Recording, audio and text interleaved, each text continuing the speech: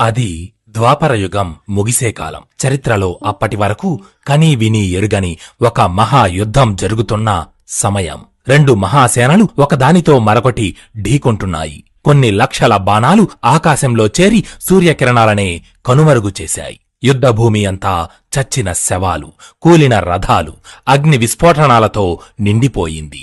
గాయపడిన సైనికుల ఆర్తనాదాలతో ఆ ప్రదేశమంతా మారుమ్రోగిపోతోంది. రక్తపు మడుగులో పడి ఉన్న మృతదేహాలను పీక్కు తినడానికి ఆకాశంలో రాబందులు ఎదురుచూస్తున్నాయి. కనుచూపు మేరలో ఎక్కడ చూసినా విధ్వంసమే. అంతటి విధ్వంసంలో కూడా ఒక్క నిమిషం ఆ ప్రదేశమంతా నిశ్శబ్దం అలుముకుంది. ఆ యుద్ధం మధ్యలో సుమారు 150 సంవత్సరాలు పైబడిన ఒక పండు మొసలి అతని చేతిలోని ధనస్సుని విడిచిపెట్టి తన మృత్యువు కోసమై నిరీక్షిస్తున్నాడు. అతడికి 20 అడుగుల దూరంలో నిలబడి ఉన్న ఒక స్త్రీ తన ధనస్సును ఎక్కుపెట్టి తన ముందు ఎటువంటి ఆయుధం లేకుండా ఉన్న ఆ మొసలి భైరవుని గుండెలకు గురిపెట్టి వదిలింది. అయితే ఆ బాణం వెనుక నుండి మరో 100 బాణాలు ముందుకు వచ్చి అంగుళం కూడా ఖాళీ వదలకుండా ఆ వీరుని శరీరంలోని ప్రతి భాగంలో దిగబడ్డాయి. సాయంకాలం అస్తమించే సూర్యునిలా తన కర్తవ్యం పూర్తయిందంటూ ఆ వీరుడు నేలకూలాడు. కాని అతని శరీరం నేలను తాకకుండా ఆ బాణాలే అతడికి పట్టుపరుపులా మారాయి. అతడి శరీరమంతా రక్తంతో తడిసి ముద్దయింది. అంతటి బాధను అనుభవిస్తున్నా కూడా అతడి పెదవిపై చిరునవ్వు పోలేదు. కళ్ళ నుండి ఒక నీటి బొట్టు రాలింది. కాని అది దౌర్బల్యం వల్ల వచ్చిన కన్నీరు కాదు. ఆ నీటి బొట్టు ధర్మానికి ప్రతీక. అంపశయ్యపై నిద్రిస్తున్న ఆ యోధునికి ఒక్క క్షణం తన జీవితమంతా కళ్ల ముందు కనబడింది. మహాభారతం ఆరంభం నుంచి అంతం వరకు మనకు కనబడే ఏకైక వీరుడు ఎవరైనా ఉన్నారా అంటే అది శంతన మహారాజు పుత్రుడు, పరశురాముని శిష్యుడు, కురు వృద్ధుడు, మహామహితాత్ముడు భీష్ముడు మాత్రమే. భీష్ముడి జీవితం ఒక మనిషి ఎలా బ్రతకాలి అన్నది మనకు తెలియజేస్తుంది. తన తండ్రి కోసం రాజ్యాన్ని, రాజ్యం కోసం యవ్వనాన్ని, మనవళ్ల కోసం తన జీవితాన్నే త్యాగం చేసిన మహనీయుడు. తనకు విద్య నేర్పిన గురువునే ఎదిరించి పోరాడిన వీరుడు. యుద్ధం చెయ్యనని ప్రతిజ్ఞ చేసిన శ్రీకృష్ణుడి చేత ఆయుధం పట్టించిన పరాక్రమవంతుడు. 18 రోజులు జరిగిన కురుక్షేత్ర యుద్ధంలో కౌరవ సేనకి 10 రోజుల పాటు నాయకత్వం వహించి శత్రుసేనలను ముప్పు తిప్పలు పెట్టిన చండ శాసనుడు. ఆ గాంగేయుని పూర్తి జీవిత చరిత్ర గూర్చి ఇప్పుడు మనం తెలుసుకుందాం. హస్తినాపుర మహాసామ్రాజ్యాన్ని శంతనుడు పరిపాలిస్తున్నాడు. అతడి పాలనలో రాజ్యం అష్టైశ్వర్యాలతో తొలతూగుతోంది. ప్రజలందరూ సుఖ సంతోషాలతో జీవిస్తున్నారు. అయితే ఒకసారి శంతనుడు వేటకని అడవికి వెళ్లగా అతనికి గంగానదీ తీరాన ఒక అత్యంత సౌందర్యవతి అయిన స్త్రీ కనిపించింది. ఆమెను చూసి పరవశించిపోయిన శంతనుడు ఆమె దగ్గరకు వెళ్లి తనను వివాహం చేసుకోమని కోరాడు. దానికి ఆ స్త్రీ, యువరాజా, నేను మిమ్మల్ని వివాహం చేసుకుంటాను. కాని వివాహం జరిగాక నేను ఏం చేసినా నాకు అడ్డు చెప్పకూడదు, ఎదురు ప్రశ్నించకూడదు. ఒకవేళ అలా చేస్తే నేను ఆ క్షణమే మిమ్మల్ని విడిచి వెళ్ళిపోతాను. ఈ ఒప్పందానికి ఒప్పుకుంటేనే నేను మిమ్మల్ని వివాహం చేసుకుంటాను అని అంది. ఆమె అడిగిన దానికి శంతనుడు అంగీకరించి ఆమెను వివాహం చేసుకున్నాడు. పెళ్లైన కొంతకాలానికి ఆమె గర్భాన ఒక మగబిడ్డ జన్మించాడు. అది చూసి శంతనుడు ఎంతగానో సంతోషించాడు. కాని ఆశ్చర్యకరంగా ఆమె ఆ బిడ్డను తీసుకుని గంగానది దగ్గరకు వెళ్లి శంతనుడు చూస్తుండగానే ఆ బిడ్డను ఆ నదిలో పడవేసింది. అది చూసి శంతనుడు నిర్ఘాంతపోయాడు, ఎంతగానో బాధపడ్డాడు. కాని ఆమెకు ఇచ్చిన మాటకు కట్టుబడి ఆమెను ఏమీ అడగకుండా మౌనంగా ఉండిపోయాడు. ఆ తరువాత ఒకరి తరువాత ఒకరుగా ఆమె గర్భాన 6 బిడ్డలు జన్మించారు. ఆ స్త్రీ ఆ 6 బిడ్డలని కూడా తీసుకుని వెళ్లి గంగలో పడవేసింది. అయినా శంతనుడు బాధను మనసులోనే దాచుకుని మౌనంగా ఉండిపోయాడు. ఆమె మళ్లీ గర్భం దాల్చింది. శంతనుడికి భయం మొదలయ్యింది. ఈ బిడ్డను కూడా ఆ రాక్షసి ఎక్కడ చంపేస్తుందో అని భయంతో వణికిపోయాడు. కాని అతడికి తెలియదు, ఈసారి జన్మించే బిడ్డ చచ్చేవాడు కాదు, చరిత్రలో నిలిచిపోయేవాడని. రోజులు నిమిషాల్లా గడిచిపోతున్నాయి. ఓ రోజు రాత్రి సమయాన ఆమెకు ప్రసవం జరిగి ఒక మగబిడ్డ జన్మించాడు. ఎప్పటిలాగే ఆ బిడ్డను కూడా తీసుకుని వెళ్లి గంగానదిలో పడేస్తుంటే అది చూసి శంతనుడు సహించలేకపోయాడు. ఇక ఏమాత్రం ఆలస్యం చేయక ఆమెను అడ్డుకున్నాడు. ఎందుకిలా చేస్తున్నావు? నీకేమైనా పిచ్చి పట్టిందా? అసలు ఏ తల్లైనా తన కన్న బిడ్డల్ని ఇలా చంపుకుంటుందా అంటూ నిలదీశాడు. అప్పుడు ఆమె తన నిజ రూపాన్ని ధరించింది. ఆమె మరెవరో కాదు, సాక్షాత్తు గంగాదేవి. అది చూసి శంతనుడు ఆశ్చర్యపోయాడు. పూర్వం వశిష్ఠుడు అనే మహాముని మేరుపర్వతపు గుహలో తపస్సు చేస్తున్నాడు. అతడి దగ్గర నందిని అనే కామధేనువు ఉంది. ఆ కామధేనువు మన మనసులోని కోరికలన్నింటినీ నెరవేర్చగలదు. మనం ఏం కావాలని కోరినా క్షణాల్లో తెచ్చిపెడుతుంది. అయితే ఓసారి అష్టవసువులు వశిష్ఠుని ఆశ్రమానికి వచ్చారు. అక్కడ ఆ కామధేనువుని చూసి ఆశ్చర్యపోయారు. ఆ అష్టవసువులలో 8వ వాడైన ప్రభాసుడి భార్య ఆ కామధేనువుని ఎలాగైనా తన సొంతం చేసుకోవాలనుకుంది. దానిని తెచ్చి ఇమ్మని తన భర్తను కోరింది. అయితే మిగిలిన వసువులు కూడా ఆమెకు వంత పలికారు. దానితో ప్రభాసుడు దొంగతనంగా ఆ కామధేనువుని తన వెంట తీసుకువస్తుంటే తపస్సులో ఉన్న వశిష్ఠుడు తన దివ్య దృష్టితో ఈ విషయం తెలుసుకుని వెంటనే అక్కడ ప్రత్యక్షమై కోపంగా వసువుల వైపు చూస్తూ, ఓరి పాపాత్ములారా, దేవతలయ్యుండి అతి నీచమైన దొంగతనానికి పాల్పడతారా?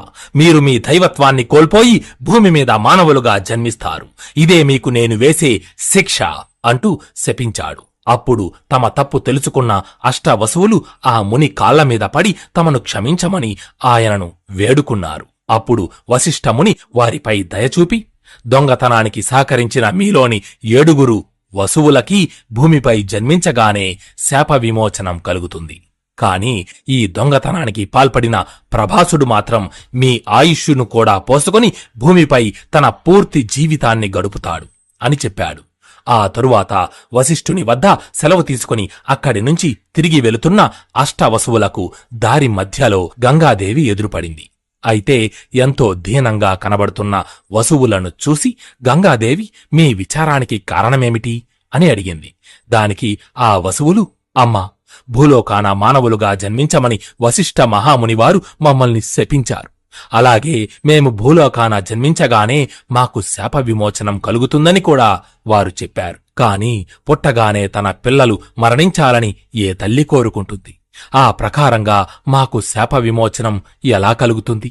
అదే విషయమై మేము బాధపడుతుంటే ఇంతలో మీరు కనిపించారు. అమ్మా, బ్రహ్మశాపం వలన రాజర్షి అయిన మహాభీషుడు శంతనుడిగా భూమిపై జన్మించాడు. మీరు అతడిని వివాహం చేసుకుంటే మేము మీకు పుత్రులుగా జన్మిస్తాం. మేము పుట్టగానే మీరు మమ్మల్ని గంగలో ముంచి మాకు శాప విమోచనం కలిగించండి అంటూ వేడుకున్నారు. అప్పుడు గంగాదేవి, మీరు చెప్పింది నేను చేస్తాను. కాని నాకు ఒక పుత్రుడు కావాలని కోరికగా ఉంది. మీరు చెప్పినట్టుగానే పుట్టగానే మిమ్మల్ని గంగలో పడవేసి హతమారుస్తే నా కోరిక ఎలా నెరవేరుతుంది అని అంది. దానికి ఆ వసువులు, తల్లి, మాలో 8వ వాడైన ప్రభాసుడు మా అందరి ఆయుష్ కూడా కలగలుపుకొని అజేయుడై నీ పుత్రుడిగా భూలోకాన దీర్ఘకాలం జీవిస్తాడు. కాబట్టి మీరు ఏమాత్రం చింతించక మేము కోరిన దానికి అంగీకరించండి అంటూ ప్రార్థించారు. వసువులు కోరిన దానికి గంగాదేవి అంగీకరించి శంతనుడిని వివాహమాడి వసువులకు ఇచ్చిన మాటను నిలబెట్టుకుంది. జరిగిన విషయమంతా గంగాదేవి శంతనుడికి వివరించి, మహారాజా, మనకు జన్మించిన పిల్లలు సాధారణ మానవులు కాదు. వీరు దేవతలైన అష్టవసువులు. వశిష్ఠుని శాపం కారణంగా ఇలా మానవులుగా జన్మించారు. వారికి ఇచ్చిన మాట ప్రకారం 7 వసువుల్ని గంగలో వేసి వారికి శాప విమోచనం కలిగించాను. కాని ఈ 8వ బిడ్డను గంగలో వెయ్యబోతుంటే మీరు అడ్డుకున్నారు. పెండ్లికి ముందే నాకు ఇచ్చిన మాట మీరు అతిక్రమించారు. కాబట్టి నేను మిమ్మల్ని వదిలి వెళ్ళిపోతున్నాను. ఈ బిడ్డను కూడా నాతోనే తీసుకుని వెళ్తున్నాను. వీడిని అత్యంత పరాక్రమవంతుడిగా, గొప్పవాడిగా తీర్చిదిద్ది తిరిగి మీకు అప్పగిస్తాను అని చెప్పి గంగాదేవి అదృశ్యమయ్యింది. శంతనుడు కూడా తిరిగి హస్తినాపురికి వచ్చి రాజ్యాన్ని పరిపాలిస్తున్నాడు. ఇలా 17 సంవత్సరాలు గడిచాయి. జరిగిన సంఘటనలనే గుర్తుకు తెచ్చుకుంటూ శంతనుడు గంగానదీ తీరాన నిలబడి ఉన్నాడు. నదీ ప్రవాహాన్నే చూస్తున్న శంతనుడి కంటికి ఒక్కసారిగా గంగా ప్రవాహం ఆగిపోయినట్టు కనిపించింది. అది చూసిన అతను ఆశ్చర్యంతో ఆ నదిని అనుసరిస్తూ పరిగెడుతున్నాడు. అలా నది వెంట వెళుతున్న శంతనుడికి ఒకచోట ఆకాశం నుండి గుంపులుగా బాణాలు వచ్చి నదిలోకి వెళ్లి నదికి అడ్డుకట్టగా మారి గంగా ప్రవాహాన్ని అడ్డగించడం గమనించాడు. ఆ బాణాలు వేస్తోంది ఎవరా అని శంతనుడు తన తల పక్కకు తిప్పి చూడగా అక్కడ ఓ 17 సంవత్సరాల యువకుడు ధనుర్బాణాలు చేతధరించి నిలబడి ఉన్నాడు.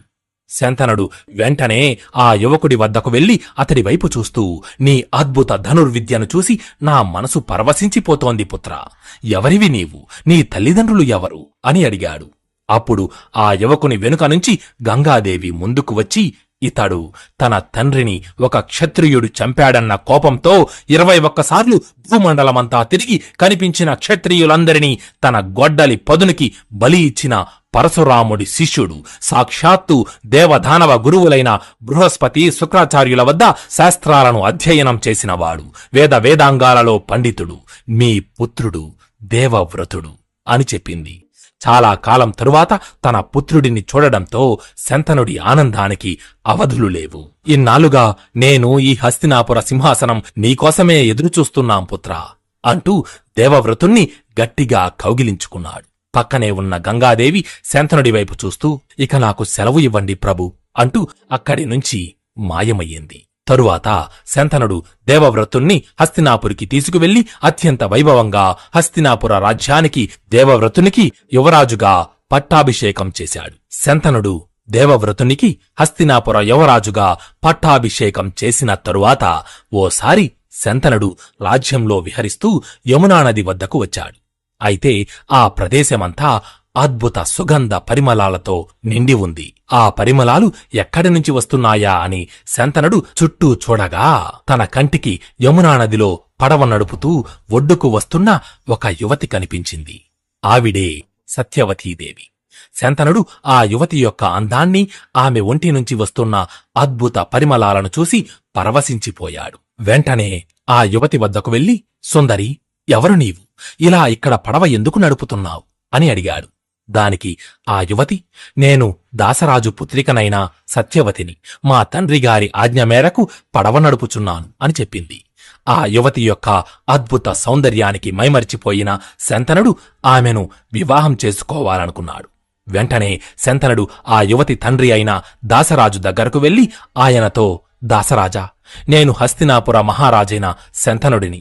యమునా నదిలో పడవ నడుపుచున్న మీ కుమార్తెను చూసి తొలిచూపులోనే ప్రేమించాను. మీరు అంగీకరిస్తే మీ కుమార్తెను వివాహమాడి హస్తినాపురికి మహారాణిగా చేస్తాను అని చెప్పాడు. అది విన్న దాసరాజు శంతనుడి వైపు చూస్తూ, మహారాజా, మీ అంతటి వారే వచ్చి మా కుమార్తెను వివాహం చేసుకుంటానంటే అంతకంటే అదృష్టం మాకు మరేముంటుంది? కాని నాది ఓ విన్నపం. మీకు మా పుత్రికకు వివాహం జరిగిన తరువాత మా కుమార్తె గర్భాన జన్మించిన పుత్రులే హస్తినాపుర సింహాసనానికి వారసులుగా రాజ్యాధికారం చేపడతారని నాకు వాగ్దానం చేయండి అని కోరాడు. అది విన్న శంతనుడు, హస్తినాపుర సింహాసనానికి వారసుడు నా జ్యేష్ఠ కుమారుడు, సద్గుణ సంపన్నుడు అయిన గంగాపుత్రుడు దేవవ్రతుడు. అతడికి తప్ప నేను మరొకరికి రాజ్యాధికారాన్ని ఇవ్వలేను. ఇది కాకుండా మీరు మరేమైనా కోరిక ఉంటే కోరుకోండి అని అన్నాడు. అప్పుడు దాసరాజు, మహారాజా, నా పుత్రిక సత్యవతి మిమ్మల్ని వివాహం చేసుకుంటే అప్పుడు నా కుమార్తె మీ ప్రథమ పుత్రుడికి సవతి తల్లి అవుతుంది. నా కుమార్తెకు పుట్టబోయే బిడ్డలు జీవితాంతం యువరాజుకు సేవకులుగా దాస్యం చేస్తూ బ్రతకాలి. నా కూతురికి నేను అటువంటి జీవితాన్ని కల్పించలేను. అది కాకుండా నాకు మరో కోరిక లేదు అని అన్నాడు. దాసరాజు కోరిన దానికి శంతనుడు అంగీకరించక తిరిగి హస్తినాపురికి వెళ్లిపోయాడు. శంతనుడు తన కుమారుడు మీదున్న మమకారంతో దాసరాజు చెప్పిన దానికి నిరాకరించినా సత్యవతీదేవిపై ప్రేమను వదులుకోలేకపోయాడు. ఆమె గురించే ఆలోచిస్తూ రాజ్య కార్యాలను పట్టించుకోవడం మానేశాడు. ఎవరితోనూ మాట్లాడకుండా ఒంటరిగా తన రాజమందిరంలోనే ఉంటున్నాడు. తండ్రి ముఖంలోని విషాదాన్ని గమనించిన దేవవ్రతుడు మంత్రులను సమావేశపరిచి, మహామంత్రి, కొంతకాలంగా తండ్రిగారి ప్రవర్తనలో ఏదో తెలియని మార్పు వచ్చింది. రాజ్య కార్యాలను, వారి ఆరోగ్యాన్ని సరిగ్గా పట్టించుకోవడం లేదు. సమయానికి భోజనం కూడా చెయ్యడం లేదు. ఏదో విషయం కారణంగా ఆయన తీవ్రమైన బాధను అనుభవిస్తున్నారు. అది ఏమిటో మీకు తెలుసా అని అడిగాడు. దానికి మహామంత్రి దేవవ్రతుడితో, యువరాజా, మహారాజు శంతనుల వారు యమునా నదీ తీరాన ఒక కన్యను చూసి ఇష్టపడ్డారు. ఆమెను వివాహమాడాలని ఆ కన్య తండ్రి అయిన దాసరాజుని అడగగా ఆయన ఈ వివాహానికి ఒక నియమం పెట్టాడు అని జరిగిన విషయమంతా చెప్పాడు. అది విన్న దేవవ్రతుడు తన తండ్రి బాధకు తానే కారణమని భావించి దాసరాజు వద్దకు వెళ్లి, నేను శంతన మహారాజు కుమారుడినైన దేవవ్రతుడిని. మా పితృదేవులు మీ కుమార్తె మాతా సత్యవతీదేవిని ఇష్టపడ్డారు. వారిద్దరికీ వివాహం జరిపించండి అని అడిగాడు. అప్పుడు దాసరాజు, శంతన మహారాజు వారు మేము చెప్పిన దానికి అంగీకరిస్తే తప్పక ఈ వివాహం జరుగుతుంది అని అన్నాడు. దానికి దేవవ్రతుడు, మీరు అడిగిన కోరిక ఏంటో నాకు తెలుసు. మీరు కోరుకున్నట్టుగానే నేను హస్తినాపుర సింహాసనాన్ని ఆశించకుండా మాతా సత్యవతీదేవి గర్భాన జన్మించిన పుత్రులకే సింహాసనం దక్కేలా చూస్తాను అని అన్నాడు. అది విన్న దాసరాజు, మీరు మీ తండ్రిగారి మీద ఉన్న ప్రేమతో సింహాసనాన్ని త్యజించారు. కాని రేపు మీకు పుట్టబోయే బిడ్డలు మీ మీద ఉన్న ప్రేమతో రాజ్యాన్ని ఆశించరని నమ్మకం ఏముంది అని అన్నాడు. వెంటనే దేవవ్రతుడు దాసరాజుని సత్యవతీదేవిని తన రథంపై ఎక్కించుకుని హస్తినాపురికి తీసుకువెళ్లి అక్కడ రాజ్యసభలో శంతనుడి ముందు నిలబడి, సభలో ప్రముఖులు సామంతరాజుల మధ్యలో రాజ్య ప్రజలందరూ చూస్తుండగా, మా పితృదేవులు మహారాజు శంతనుల వారికి దాసరాజు పుత్రిక అయిన మాతా సత్యవతీదేవికి వివాహం జరిపించాలని నిశ్చయించుకున్నాను. మాత సత్యవతీదేవి గర్భాన జన్మించిన పుత్రులకే ఈ హస్తినాపుర రాజ్య సింహాసనంపై అధికారం ఉంటుంది. నేను ఇప్పటి నుండి ఈ సింహాసనానికి వారసుడిగా కాకుండా సేవకుడినై పరిరక్షిస్తాను. నేను నా వంశాభివృద్ధిని ఆశించకుండా ఆ జన్మాంతం బ్రహ్మచర్య వ్రతాన్ని పాటిస్తాను అని పంచభూతాల సాక్షిగా ప్రతిజ్ఞ చేస్తున్నాను అంటూ భీషణ ప్రతిజ్ఞ చేశాడు. ఆ భీషణ ప్రతిజ్ఞకు దేవతలు ఆకాశం నుండి పూలవాన కురిపించారు. అప్పటి నుండి సమస్త విశ్వం గంగాపుత్రుడిని దేవవ్రతుడు అని కాక భీష్ముడు అనే పేరుతో కీర్తించింది. అప్పుడు శంతనుడు భీష్ముని వైపు చూస్తూ, పుత్రా, నీ పితృభక్తికి నా మనసు ఆనందంతో పులకరించిపోతోంది. నీకు ఇచ్ఛామృత్యువు వరాన్ని ప్రసాదిస్తున్నాను. ఇప్పటి నుండి నీ అంతటా నీవు కోరుకోకుండా చావు కూడా నీ దరికి చేరదు అని ఆశీర్వదించాడు. ఆ తరువాత శంతనుడికి సత్యవతీదేవికి ఎంతో వైభవోపేతంగా వివాహం జరిగింది. అలా వివాహం జరిగిన కొంతకాలానికి సత్యవతీదేవి గర్భాన 2 మగబిడ్డలు జన్మించారు. వారికి ఆ దంపతులు చిత్రాంగదుడు, విచిత్ర వీర్యుడు అని నామకరణం చేశారు. అయితే వీరు చిన్న వయసులో ఉండగానే అనారోగ్యం కారణంగా శంతనుడు మరణించాడు. దానితో రాజ్యభారాన్ని, కుటుంబ బాధ్యతలను భీష్ముడు తనపై వేసుకున్నాడు. తన తమ్ముళ్ళిద్దరికీ తానే తండ్రిగా మారి వారిని ఎంతో అల్లారుముద్దుగా పెంచసాగాడు. తల్లి సత్యవతీదేవిని ఎంతో గౌరవ మర్యాదలతో చూసుకునేవాడు. ఆమె అనుమతి లేకుండా ఏ కార్యాన్ని తలపెట్టేవాడు కాదు. మరోవైపు రాజకార్యక్రమాలన్నిటినీ సమర్థవంతంగా చక్కదిద్దేవాడు.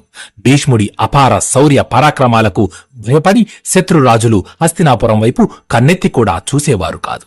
భీష్ముడి ఖ్యాతి ప్రపంచ నలుదిక్కులకు వ్యాపించింది. కాలం గడిచే కొద్దీ చిత్రాంగదుడు, విచిత్ర వీర్యుడు యుక్త వయస్సుకు వచ్చారు. భీష్ముడు తను చేసిన ప్రతిజ్ఞ ప్రకారం తను సింహాసనాన్ని ఆశించకుండా సత్యవతీదేవి కుమారులలో పెద్దవాడైన చిత్రాంగదుడికి యువరాజుగా పట్టాభిషేకం చేశాడు. అయితే చిత్రాంగదుడు అహంకారి. తన పేరే కలిగిన చిత్రాంగదుడు అనే మరొక గంధర్వుడితో ద్వంద్వయుద్ధం చేసి అతడి చేతిలో మరణించాడు. చిత్రాంగదుడి మరణ వార్త విని ఎంతగానో దుఃఖించిన భీష్ముడు చిత్రాంగదుడి తమ్ముడైన విచిత్ర వీర్యుడిని హస్తినాపురానికి యువరాజుని చేశాడు. కాని విచిత్ర వీర్యుడు హస్తినాపురాన్ని పరిపాలించగల సమర్థుడు కాదు, ఇంద్రియ లోభితుడు. ఇదిలా ఉండగా కాశీరాజు తన 3 కుమారులైన అంబ, అంబిక, అంబాలికలకు స్వయంవరం ప్రకటించాడు. వారు అత్యంత సౌందర్యరాసులు, సద్గుణ సంపన్నులు. వారిని వివాహం చేసుకోవడం కోసం ప్రపంచ నలుదిక్కుల నుంచి అనేక మంది రాజులు స్వయంవరానికి వచ్చారు.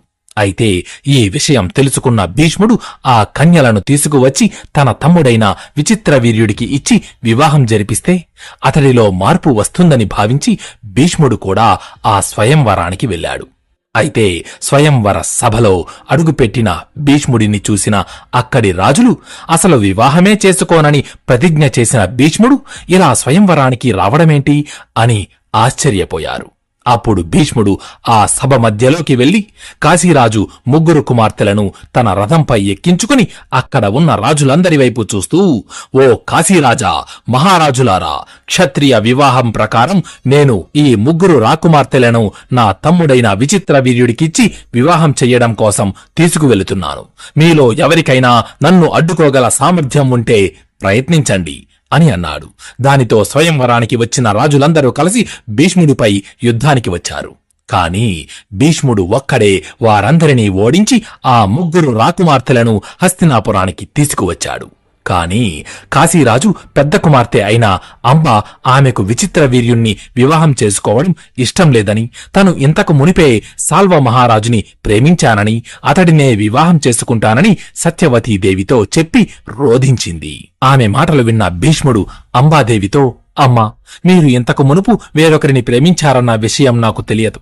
స్వయంవరంలో కూర్చున్న స్త్రీ మనసులో వేరొకరు ఉంటారని ఎవరూ ఊహించరు కదా. అందువల్లే నేను మిమ్మల్ని తీసుకువచ్చాను. లేదంటే అసలు మిమ్మల్ని తీసుకువచ్చేవాడినే కాదు. నన్ను క్షమించండి. మీ మనసును కాదని బలవంతంగా మిమ్మల్ని నా తమ్ముడికిచ్చి వివాహం చెయ్యలేను. మీరు కోరుకున్న వ్యక్తితోనే మీ వివాహం జరుగుతుంది అని చెప్పి అంబాదేవిని తిరిగి సాల్వుని వద్దకు పంపించాడు భీష్ముడు.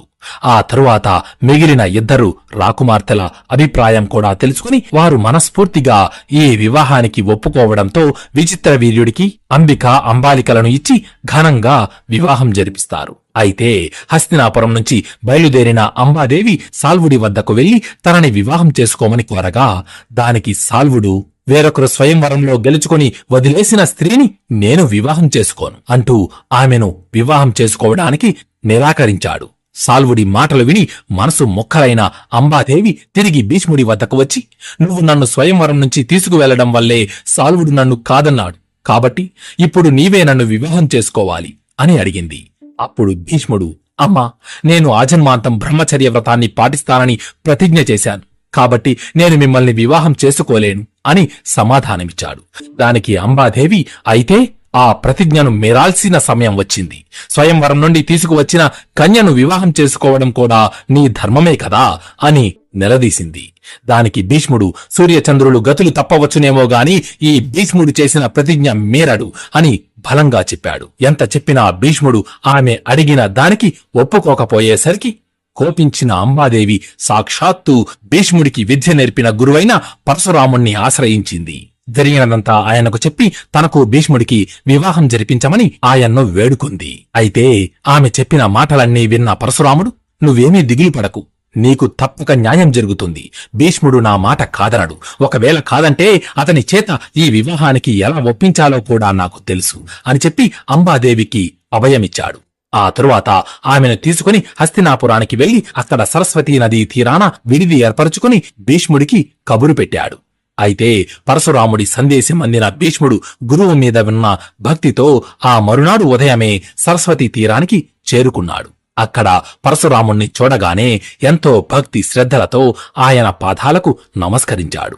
భీష్ముడి గురుభక్తికి పరశురాముడు ఎంతగానో సంతోషపడ్డాడు. అయితే సరిగ్గా అప్పుడే పక్కన ఉన్న చెట్టుచాటు నుంచి అంబాదేవి ముందుకు వచ్చి నిలబడింది. అక్కడ అంబను చూసిన భీష్ముడు ఆశ్చర్యపోయాడు. అప్పుడే పరశురాముడు భీష్ముడితో, ఈమెను స్వయంవరం నుంచి తీసుకువచ్చిన విషయం నిజమేనా అని అడిగాడు. దానికి భీష్ముడు, నిజమే గురుదేవా అని సమాధానమిచ్చాడు.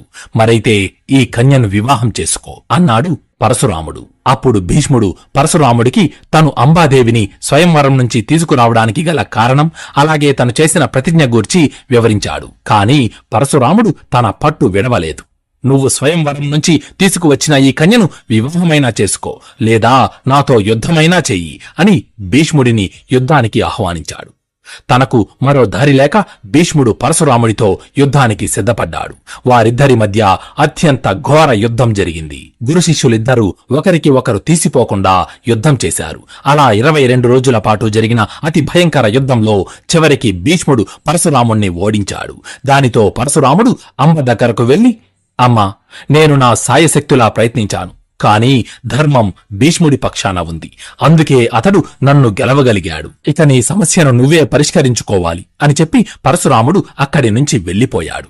అప్పుడు అంబాదేవి భీష్ముడి దగ్గరకు వచ్చి కోపంగా అతని వైపు చూస్తూ, నీ శక్తి సామర్థ్యాలను చూసుకుని మిడిసిపడకు. నువ్వు ఏ సింహాసనం కోసమైతే నా జీవితాన్ని నాశనం చేశావో ఆ సింహాసనమే ముళ్ళ కిరీటంలా మారి జీవితాంతం నీకు మనశ్శాంతి లేకుండా చేస్తుంది. నీ తండ్రి ఇచ్చిన వరమే నీకు శాపంగా మారి నీ మృత్యువు కోసం నువ్వు ఎదురు చూస్తున్న సమయంలో నీ మృత్యువునై తిరిగి వస్తాను అని శపథం చేసి అంబాదేవి అక్కడి నుంచి వెళ్లిపోయింది. ఆ తరువాత భీష్ముడు తిరిగి రాజభవనానికి వెళ్లిపోయాడు. అలా 2 సంవత్సరాలు గడిచాయి. విచిత్ర వీర్యుడు ఇంద్రియ లోభం వలన తన భార్యలతో మితిమీరిన కామభోగాలు అనుభవిస్తూ క్షయవ్యాధితో మరణించాడు. ఒక్కసారిగా హస్తినాపురంలో అంధకారం అలుముకుంది. రాజులేక రాజ్యం శోకించింది. భీష్ముడు ఎవరి సంతోషం కోసం రాజ్యాధికారాన్ని వదులుకున్నాడో వారిలో ఏ ఒక్కరూ ఈ రోజు ప్రాణాలతో జీవించిలేరు. ఇదే సరైన సమయం అనుకుని శత్రురాజులు హస్తినాపురంపై దండెత్తడానికి సిద్ధపడుతున్నారు. రాజ్యం ఇటువంటి క్లిష్ట పరిస్థితుల్లో ఉండగా ఒకసారి సత్యవతీదేవి భీష్ముడిని కలిసి, కుమారా, నేను అడిగిన దానికి కాదనకుండా అంగీకరిస్తావా అని అడిగింది. అప్పుడు భీష్ముడు సత్యవతీదేవి వైపు చూస్తూ, అమ్మా, మీరు నన్ను అర్థించకూడదు, ఆజ్ఞాపించాలి అని అన్నాడు. అప్పుడు సత్యవతీదేవి, ప్రస్తుతం మన భరత వంశానికి వారసులు లేరు. రాజులేక రాజ్యం తల్లడిల్లుతోంది. మా తండ్రి గారు స్వార్థంతో నీకు దక్కవలసిన సింహాసనంపై నా పుత్రులను కూర్చోబెట్టారు. అందువల్లే ఈ రోజు రాజ్యానికి ఈ దుస్థితి సంభవించింది. నీ ఒక్కడివే ఈ హస్తినాపుర మహాసామ్రాజ్యాన్ని పరిపాలించగల సమర్థుడవి. ఆలస్యం చెయ్యకుండా ఈ సింహాసనాన్ని అధిష్ఠించు, వివాహం చేసుకుని వంశాభివృద్ధి గావించు, ఈ రాజ్యానికి వారసులను ప్రసాదించు అని కోరింది.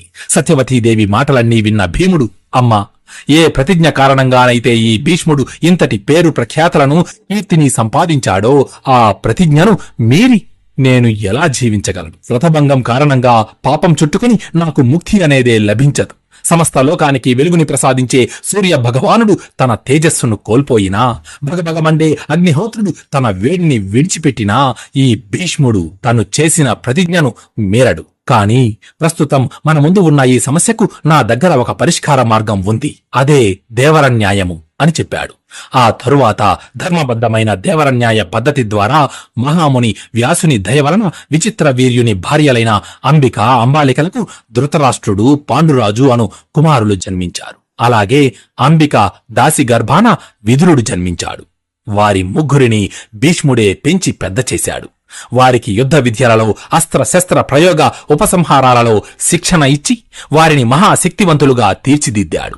వారు యుక్త వయస్సుకు రాగానే వారిలో పెద్దవాడైన ధృతరాష్ట్రుడికి హస్తినాపుర మహారాజుగా పట్టాభిషిక్తుణ్ణి చేశాడు. కాని ధృతరాష్ట్రుడు గుడ్డివాడు అవడం చేత అతని తమ్ముడైన పాండురాజు రాజకార్యాలన్నిటినీ చూసుకునేవాడు.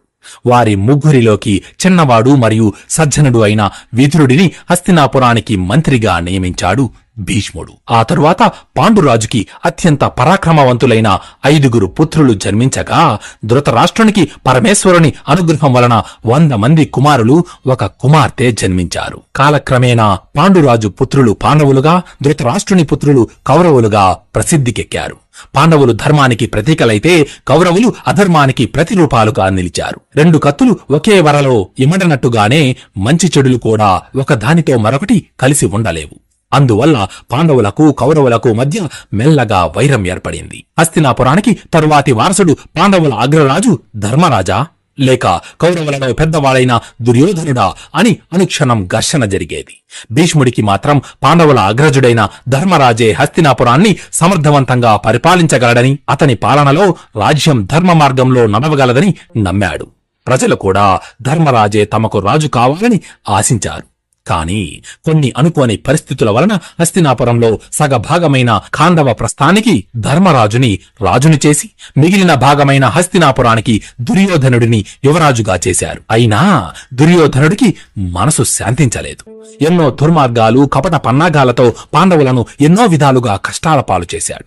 అలా 2 పక్షాల మధ్య ఉన్న వైరం చిలికి చిలికి పెద్ద గాలివానలా మారి కురుక్షేత్రమనే ఒక ప్రళయాంతక యుద్ధానికి దారితీసింది. ఆ యుద్ధంలో భూమండలంలోని రాజులందరూ పాల్గొన్నారు. కొంతమంది రాజులు పాండవులకు మద్దతు ఇవ్వగా మరికొంతమంది రాజులు కౌరవుల పక్షాన చేరారు. అప్పటికి భీష్ముని వయసు 200 సంవత్సరాలకు పైబడింది. అతని శరీరాన్ని వృద్ధాప్యం ఆవహించింది. అతని జుట్టు పండిపోయింది. చర్మమంతా ముడతలతో నిండిపోయింది. విధి విలాసం తన ముందే తన యావజ్జీవితం కష్టపడి ఇటుక పేర్చి నిర్మించిన మహా సామ్రాజ్యం కూలిపోతుంటే నిస్సహాయుడై చూస్తూ కుమిలిపోవడం తప్ప ఏమీ చెయ్యలేకపోయాడు. తన జీవితంలోని ప్రతి క్షణం హస్తినాపుర శ్రేయస్సు గురించే ఆలోచించాడు.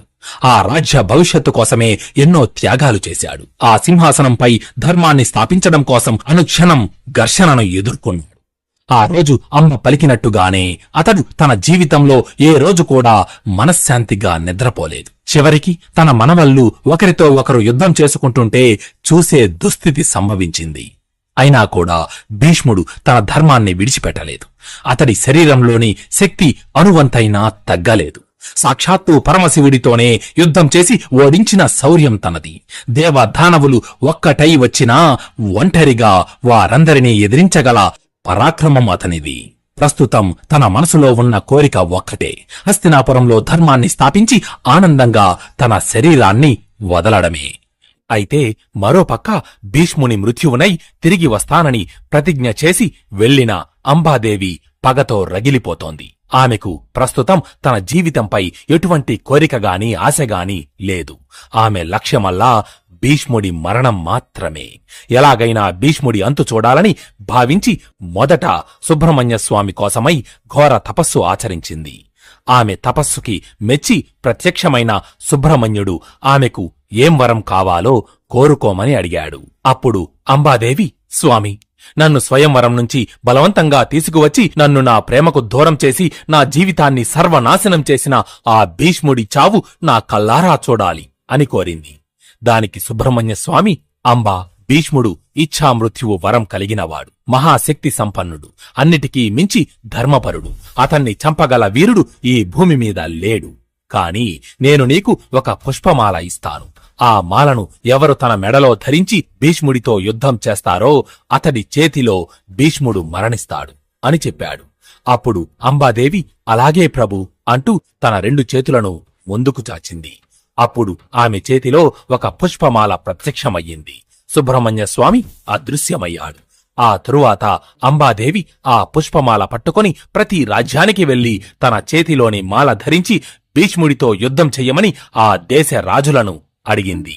కాని భీష్ముడికి భయపడి ఎవరూ దానికి ఒప్పుకోలేదు. దానితో పాంచాల భూపతి ద్రుపదుడికి భీష్మునిపై కోపం ఉందని తెలుసుకుని అతని దగ్గరకు వెళ్లి, మహారాజా, మీరు భీష్ముడిపై అంతులేని పగతో రగిలిపోతున్నారని నాకు తెలుసు. కాబట్టి నేను చెప్పింది వినండి. నా చేతిలోని ఈ పుష్పమాల భీష్ముడి పాలిట యమపాశం వంటిది. దీనిని ధరించి ఆ గంగేయుని అంతు చూడండి అని చెప్పింది. కాని ద్రుపదుడు దానికి నిరాకరించాడు. విసుగు చెందిన అంబాదేవి తన చేతిలోని ఆ పుష్పమాలను విసిరిగొట్టి అక్కడి నుంచి వెళ్లిపోయింది. తను విసిరిన ఆ పుష్పమాల ద్రుపదుడి రాజద్వారం మీద పడింది. ఆ తరువాత అంబాదేవి శివుడి కోసం తపస్సు చేసింది. అప్పుడు శివుడు ప్రత్యక్షమై, నీకు ఏం వరం కావాలో కోరుకో అని అన్నాడు.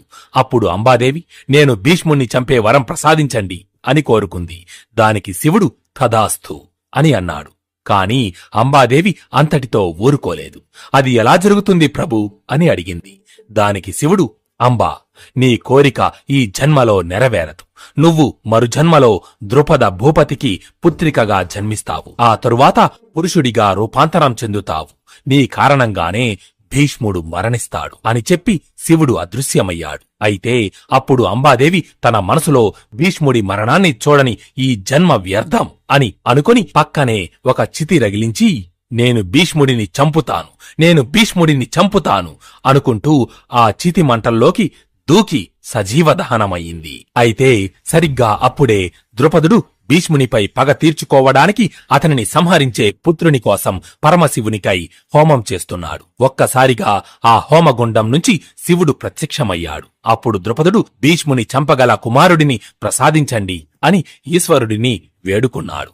దానికి శివుడు, మహారాజా, మీకు ఒక కుమార్తె జన్మిస్తుంది. కాని పెరిగే కొద్దీ ఆమె కొడుకుగా మారి యుద్ధభూమిలో భీష్ముడిని సంహరిస్తాడు అని వరమిచ్చి శివుడు అంతర్ధానమయ్యాడు. ఆ తరువాత కొంతకాలానికి ద్రుపదుని భార్య గర్భం దాల్చింది. ఆమె గర్భాన ఒక ఆడబిడ్డ జన్మించింది. ఆ బిడ్డ మరెవరో కాదు, భీష్ముని చావునే తన జీవితాశయంగా చేసుకుని పరమేశ్వరుని వరప్రభావం వల్ల మళ్లీ జన్మనెత్తిన అంబాదేవి. ద్రుపదుడు ఆ బిడ్డకు శిఖండి అని పేరు పెట్టాడు. చిన్నప్పటినుంచి శిఖండిని ఆడబిడ్డలా కాకుండా మగవాడిలా పెంచి పెద్ద చేశారు. ద్రోణాచార్యుడి వద్ద శిష్యరికం చేసి యుద్ధ విద్యలలో అపార ప్రావీణ్యాన్ని సంపాదించిన శిఖండి తిరిగి పాంచాల నగరం చేరుకుని ద్రుపదుని రాజద్వారం మీద పడి ఉన్న పుష్పమాలను తీసి తన మెడలో వేసుకుని పాండవులకి కౌరవులకి మధ్య జరుగుతున్న కురుక్షేత్ర యుద్ధంలో పాండవుల పక్షాన యుద్ధం చెయ్యడానికి బయలుదేరింది. అయితే హస్తినాపురంలో దుర్యోధనుడు ఒక మహాకూటమిని ఏర్పాటు చేసి తన దేశ మంత్రులను, సామంతరాజులను, యోధానుయోధులను సమావేశపరచి ద్రోణాచార్యుడు, కర్ణుడు, అశ్వత్థామ, కృపాచార్యుడు, శల్యుడు వంటి 11 మంది మహావీరులను తన పక్షాన ఉన్న 11 అక్షౌహిణుల సైన్యానికి అధిపతులుగా నియమించాడు. ఆ తరువాత అదే సభలో ఉన్న భీష్ముడి వైపు చూస్తూ దుర్యోధనుడు, పితామహ, తమరు అస్త్రశస్త్ర ప్రయోగ ఉపసంహారాలలో ప్రావీణ్యులు, దివ్యాస్త్ర సంపన్నులు, సాక్షాత్తు పరమశివుడితోనే యుద్ధం చేసిన మహావీరులు. అసామాన్యమైన ఈ 11 అక్షౌహిణుల సైన్యాన్ని ఒక్క తాటిపై నడిపించగల సమర్థులు మీరొక్కరే. కాబట్టి ఈ కౌరవ సైన్యానికి సేనాధిపత్యం వహించి ఈ కురుక్షేత్ర మహాసంగ్రామంలో మాకు విజయం చేకూర్చండి అని ప్రార్థించాడు. అప్పుడు భీష్ముడు, సుయోధన, నాకు మీరు పాండవ కుమారులు ఇరువురు సమానులే. కాని నేను మీ ఆశ్రయంలో ఉంటున్నాను కాబట్టి మీ పక్షాన యుద్ధం చేస్తాను. నాకు ఎదురుగా ఎంతమంది వచ్చినా చంపగలను. కాని పాండవులను చంపడానికి నాకు మనసు రాదు. పాండవులు కూడా నా మీద శస్త్రం ఎక్కుపెట్టరు. నీవనుకున్నట్టే కానివ్వు. అప్పటికి ఏం జరగాలో అదే జరుగుతుంది అని అన్నాడు. అప్పుడు దుర్యోధనుడు, పితామహ, మన సైన్యంలోనూ ఎదుటి సైన్యంలోనూ ఉన్న వీరుల శక్తి సామర్థ్యాల గూర్చి తెలియజేయండి అని అడిగాడు. అప్పుడు భీష్ముడు ఇరుపక్షాలలో వీరుల శక్తి సామర్థ్యాల గూర్చి వివరించి ఆఖరున కర్ణుడి వైపు చూస్తూ, సహజ సిద్ధంగా వచ్చిన కవచ కుండలాలను దానం ఇవ్వడం వల్ల ఇతడి శక్తి సన్నగిల్లింది. పరశురాముడి శాపం వలన ఇతడు నేర్చుకున్న విద్య నాశనమయ్యింది. అందువల్ల కర్ణుడు అర్ధరథుడు. యుద్ధంలో కర్ణుడు అర్జునుణ్ణి గెలవలేడు అని అన్నాడు. భీష్ముడి మాటలకు కోపించిన కర్ణుడు, పితామహ, మీరు నా గురించి ఇలా మాట్లాడటం సరికాదు. నా మీద ద్వేషంతోనే మీరు ఇలా అంటున్నారు అని చెప్పి దుర్యోధనుడి వైపు చూస్తూ, మిత్రమా, కార్యం చెడిపోయింది. నాయకుడనేవాడు తన సైన్యంలోని వీరులను ఉత్సాహపరిచి యుద్ధానికి సిద్ధం చెయ్యాలే గాని ఇలా వీరి బలం ఇంత, వీరి బలం అంతా అని నిరుత్సాహపరచకూడదు. ఈయన వయసు మీద పడి ఇలా మాట్లాడుతున్నాడు. భీష్ముడు రణరంగంలో ఉండగా నేను యుద్ధభూమిలో అడుగు పెట్టను. ఎప్పుడు భీష్ముడు కుప్పకూలుతాడో అప్పుడు నేను ధనస్సు పట్టుకుని యుద్ధానికి వస్తాను అని అన్నాడు. ఆ మాటలకు భీష్ముడు, ఏమిటి, నేను ముసలివాడినా? నా అస్త్రశస్త్ర విద్య ఏ పాటిదో ఒక్కసారి వెళ్లి నీ గురువు పరశురాముణ్ణి అడుగు, చెబుతాడు. నన్ను ఎదిరించిన రాజుల పరిస్థితి ఏమైందో ఈ జగత్తుకు తెలుసు. అయినా నా గురించి నేను చెప్పడమెందుకు? నా ముసలితనమా లేక నీ పరుచుతనమా రేపు యుద్ధభూమిలో తెలుస్తుందిలే అని అన్నాడు. అయితే నిజానికి భీష్ముడు కర్ణుడిని అలా నిందించడానికి కారణం కర్ణుడు కుంతీదేవి ప్రథమ పుత్రుడని భీష్ముడికి తెలుసు. తన పుత్రులు ఒకరితో ఒకరు యుద్ధం చెయ్యడం వల్ల కుంతీదేవికి కలిగే బాధను నివారించడానికే భీష్ముడు తన కఠినమైన మాటలతో కర్ణుడికి పౌరుషం తెప్పించి అతడిని యుద్ధం నుంచి తప్పించాడు. మరునాడు ఉదయం యుద్ధం ప్రారంభమయ్యింది. ఆకాశాన యుద్ధ మేఘాలు కమ్ముకున్నాయి. అటు పాండవులు ఇటు కౌరవులు ఇరు పక్షాల వారు వారి ప్రచండ సైన్యంతో కురుక్షేత్రం చేరుకున్నారు. అశ్వగజ దళాలతో, కొన్ని వేల రథాలతో లక్షల మంది సైన్యం యుద్ధభూమి అంతటా ఆవరించగా అది చూడడానికి పొట్టపై గుమికూడిన చీమల గుంపుని తలపిస్తోంది జనసందోహం. శంఖములు, దుందుబులు, మంగళ వాయిద్యాలతో యుద్ధభూమి అంతా మారుమ్రోగుతోంది. పాండవ సైన్యానికి దుష్టద్యుమ్నుడు సర్వ సైన్యాధ్యక్షం వహించగా కౌరవ సైన్యానికి నాయకుడిగా సువర్ణ తాళ కేతనముతో భీష్ముడు రథంపై దేదీప్యమానంగా వెలిగిపోతున్నాడు. వేటకు వెళ్లే ముందు గర్జించే సింహంలా భీష్ముడు కనుచూపు మేర వరకు ఆక్రమించి ఉన్న తన సైన్యాన్ని చూస్తూ, మహావీరులారా, క్షత్రియులకు యుద్ధ సమయంలో స్వర్గద్వారాలు ఎప్పుడూ తెరచుకుని ఉంటాయి. ఇంతకు ముందు ఎందరో మహానుభావులు యుద్ధంలో మరణించి ఆ స్వర్గద్వారాల వెంట నడిచారు. మీరందరూ కూడా ఆ మార్గాన నడవడానికి సిద్ధంగా ఉండాలి. క్షత్రియ వీరులకు ఇంట్లో ఉండి రోగాల బారిన పడి చావటం కంటే పాపం వేరొకటి ఉంటుందా? క్షత్రియులకు రణరంగంలో పోరాటం ఒక పెన్నిది వంటిది అంటూ సైనికులను ఉత్సాహపరిచాడు. భీష్ముడి మాటలు విన్న సైనికులు వారి గొంతుని రెట్టింపు చేసి, మేము మీ వెంట ఉంటాం, విజయమో వీరస్వర్గమో తేల్చుకుంటాం అంటూ జయధ్వానాలు చేశారు. ఇటు ధర్మరాజు కూడా తన మాటలతో సైనికులకు ప్రేరణ కలిగించి సైన్యాన్ని కురుక్షేత్ర యుద్ధానికి సిద్ధం చేశాడు. యుద్ధ ప్రారంభానికి సూచనగా రంగభూమి అంతా వినిపించేలా రెండు సైన్యాలలోనూ ఢంకాలు మోగాయి. అయితే ఇంతలో ఎవరూ ఊహించని విధంగా ధర్మరాజు తన ఆయుధాలను రథంలో విడిచిపెట్టి కవచాన్ని విప్పి రథంపై నుంచి కిందకు దిగి చేతులు కట్టుకొని ఒంటరిగా కౌరవ సేన వైపు నడిచాడు. అది చూసి పాండవులకు, పాండవ పక్షంలోని వారికి ధర్మరాజు ఎందుకు ఇలా వెళుతున్నాడో అర్థం కాక ఆందోళన చెందారు. కౌరవ సైన్యంలో వారైతే ధర్మరాజు భయపడ్డాడు అని అపహాస్యం చేశారు. అయితే అప్పుడు ధర్మరాజు కౌరవ పక్షంలోని భీష్ముడి రథం వద్దకు వెళ్లి తన రెండు చేతులను జోడించి ఆయనకు ప్రణామం చేసి, మహానుభావ, నీకు ఎదురు నిలిచి యుద్ధం చేసే దుస్థితి దాపురించినందుకు చింతిస్తున్నాను. ముందుగా మిమ్మల్ని కలిసి మీ ఆజ్ఞను తీసుకోవడానికి వచ్చాను. యుద్ధం చెయ్యడానికి నాకు అనుజ్ఞ ఇవ్వండి. మీ దీవెనలు తీసుకుని వెళ్తే నేను శత్రువులను గెలవగలను అన్నాడు. ధర్మరాజు మాటలకు సంతోషించిన భీష్ముడు, ధర్మజ, ఈ సమయంలో నీ రాక అత్యంత సముచితమైనది. నీవు కనుక ఇలా రాకపోయినట్టయితే కోపం వచ్చి ఉండేది. నీవు వచ్చావు, నీకు అంతా మేలు జరుగుతుంది. ఏదైనా వరం కోరుకో, నీ పక్షాన యుద్ధం చెయ్యడం తప్ప అని అన్నాడు. దానికి ధర్మరాజు, పితామహ, మీతో యుద్ధం చేసి గెలిచే ఉపాయం చెప్పండి అని అడిగాడు. దానికి భీష్ముడు చిన్నగా అంటూ నవ్వి, యుద్ధంలో నన్ను ఎదిరించి గెలవడం ఆ దేవతలకు కూడా సాధ్యం కాదు పుత్రా అని సమాధానమిచ్చాడు. అందుకే కదా తాత మిమ్మల్ని ప్రార్థించేది అన్నాడు ధర్మరాజు.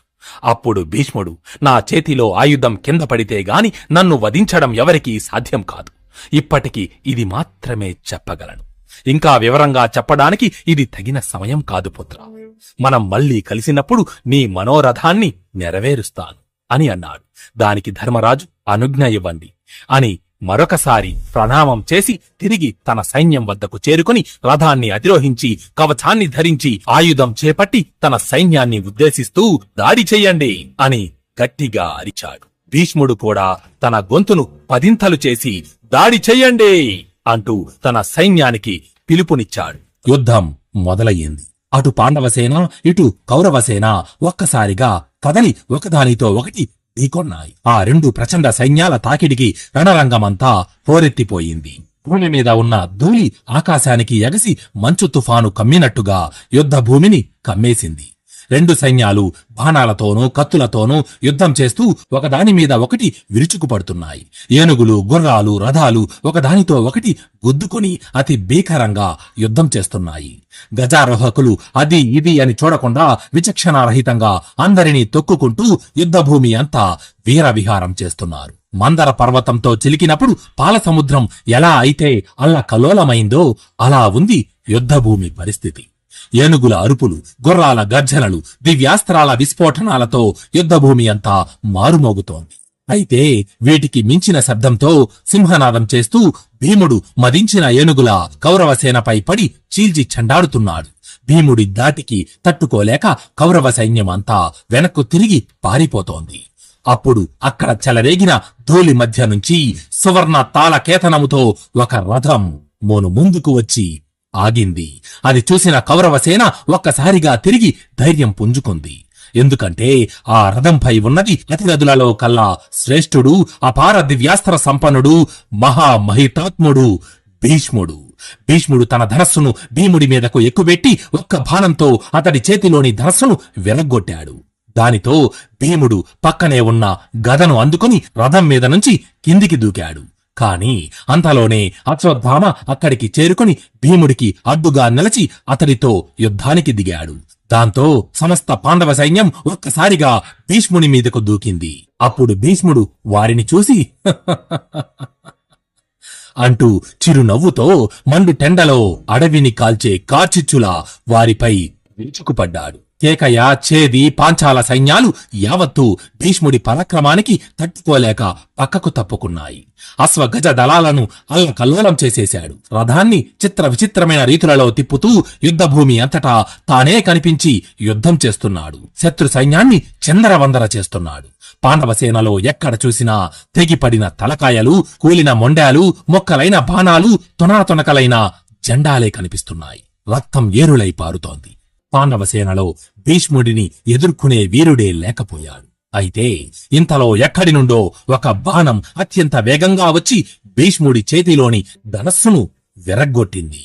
అది చూసి వెంటనే భీష్ముడు ఆ బాణం వచ్చిన దిక్కువైపు చూశాడు. అక్కడ తెల్లటి గుర్రాలు ఉన్న బంగారు రంగు రథాన్ని ముందుకు ఉరికిస్తూ అభిమన్యుడు అక్కడికి వచ్చాడు. అది చూసిన దుర్యోధనుడు చెయ్యి పైకెత్తి తన పక్షంలోని వీరులైన దూర్ముఖుడు, శల్యుడు, కృతవర్మ, కృపాచార్యులను అభిమన్యుడి మీదకు వెళ్లమని సూచించాడు.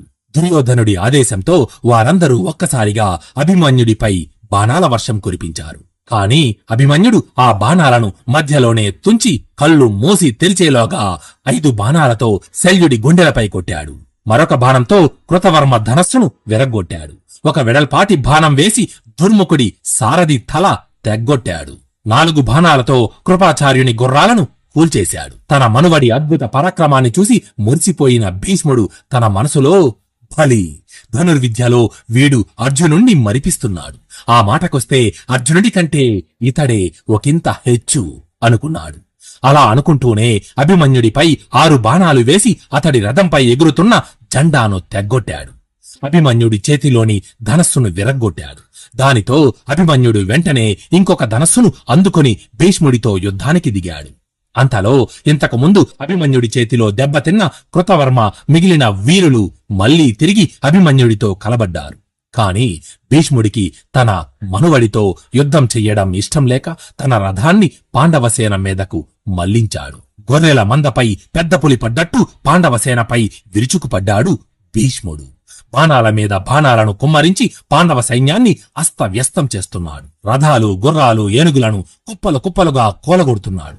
రణభూమిలో ఎక్కడ చూసినా భీష్ముడి రథమే దర్శనమిస్తోంది. దిక్కు మొక్కు లేనట్టు విలవిలలాడిపోతోంది పాండవసేన. భీష్ముడి ప్రతాపాగ్ని ముందు ఏ ఒక్కరూ ఎదురు నిలవలేకపోయారు. ఏం చెయ్యాలో తోచక దూరంగా నిలబడి చూస్తుండిపోయారు పాండవులు.